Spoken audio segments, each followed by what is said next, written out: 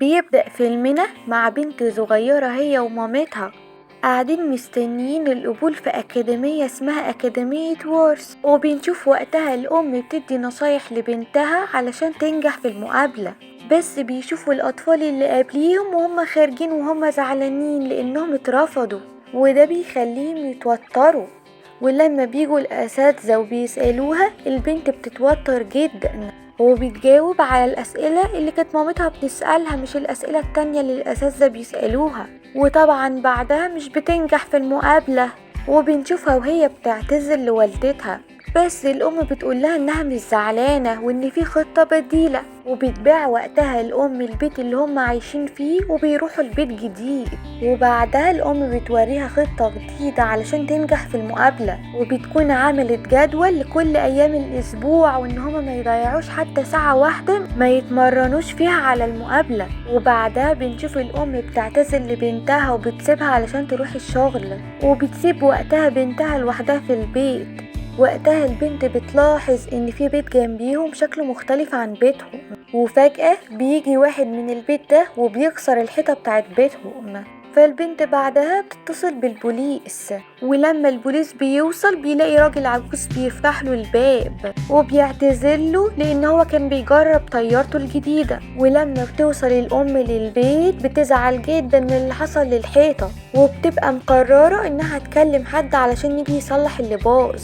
وبعدها بتطلع البنت الصغيرة علشان تذاكر في اوضتها، بس وقتها بيتحدف عليها ورقة من الشباك، والورقة بيكون فيها قصة الأمير اللي عاش في كوكب تاني. ولما البنت بتبص من الشباك بتلاقي جارهم العجوز وبيقول لها ان دي بداية القصة وانها لو عايزة تكمل القصة تقوله، بس البنت بتقفل الشباك في وشه من غير ما ترد عليه. وتاني يوم بنشوف البنت ومامتها وهما بيمارسوا نشاطهم اليومي بشكل مبالغ فيه، وبتخرج الأم للشغل وبتفضل البنت الصغيرة لوحدها في البيت.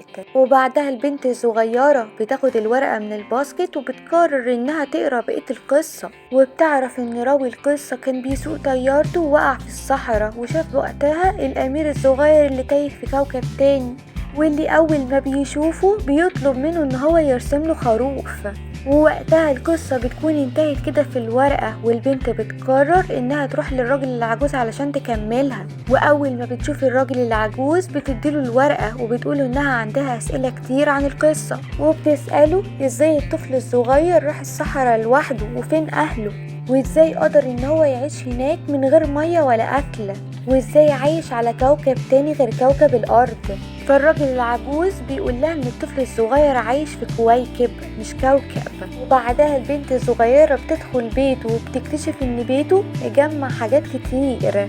وبعد كده الراجل العجوز بياخدها على السطح وبيقول لها ان الغروب قرب والنجوم هتطلع، وان الامير الصغير بيحب برضو النجوم والغروب. وبعدها بيكمل لها القصة وبيقول لها ان الولد الصغير كان بيمنع نمو شجرة موجودة فيها وبيحاول يدمرها علشان خبيثة وخايف انها تدمر له الكويكب بتاعه.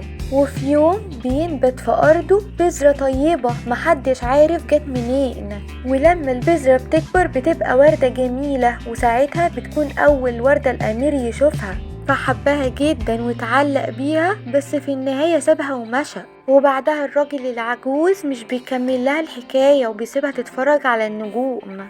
وقتها البنت بتقرر انها ترجع بيتها بسرعة قبل ما والدتها تكتشف غيابها عن البيت.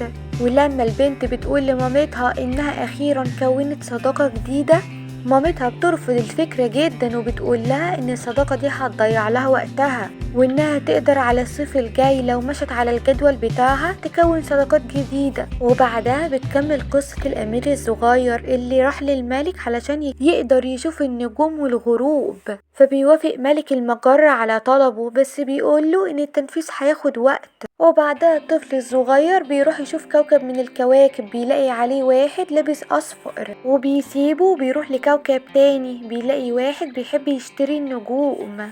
وبتنام البنت وهي بتقرا القصة، وتاني يوم بتسيب مامتها تروح الشغل وبتطلع هي للراجل العجوز علشان تكمل القصة معاه.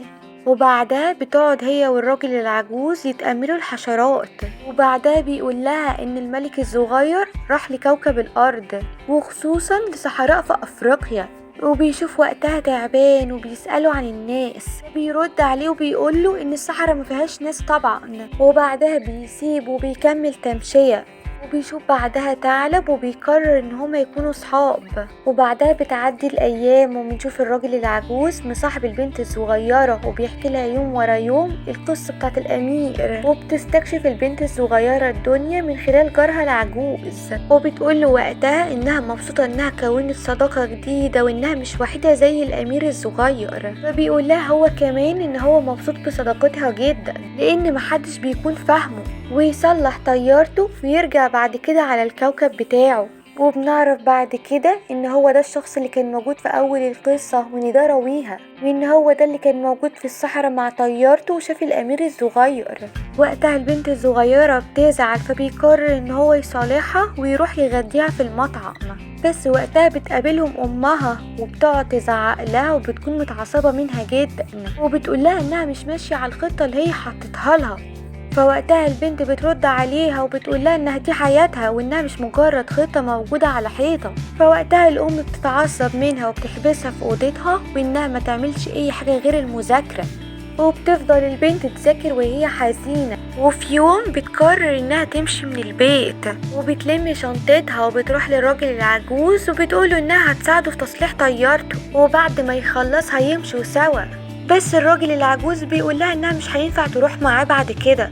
وبعد كده بيقعد يكمل لها قصة الامير وبيقول لها ان هما كانوا صحاب، بس في يوم الامير سابه وراح الكواكب بتاعه.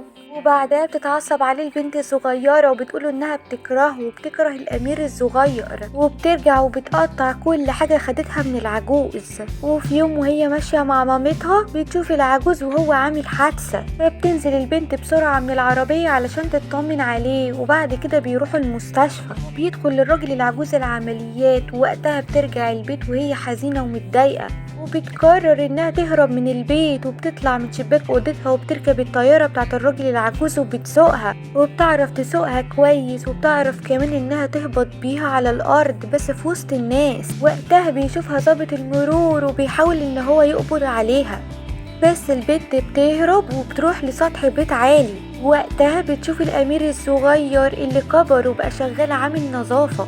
وقتها البنت بتحاول تتكلم معاه وبتحكي له كمان عن العجوز وبتقوله ان هو محتاجه جدا وان هو في المستشفى. ووقتها الامير ما بيكونش مديها اي اهتمام، ولما المدير بيسمعها بيقرر ان هو يطلعها بره. بس بيجي الامير وبيدافع عن البنت الصغيرة وبيقدم كمان استقالته وبياخد البنت وبيطلع بره الشركة، وبيركبوا بعدها الطيارة وبيطيروا بيها. والامير بيكون مبسوط جدا بالنجوم والكواكب وبيقول لها ان هو قضى حياته اللي فاتت في الشغل وبس. وقتها بياخدها على الكواكب بتاعه بس بيلاقي هناك ان الوردة بتاعته دبلت.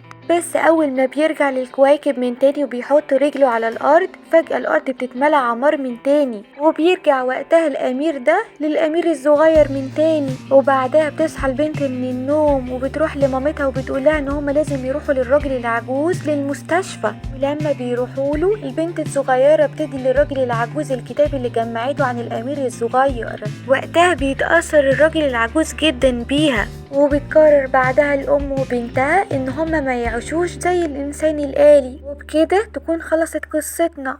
لو عجبك الملخص اعمل لايك واشترك في القناة علشان يوصلك الملخصات الجاية كلها.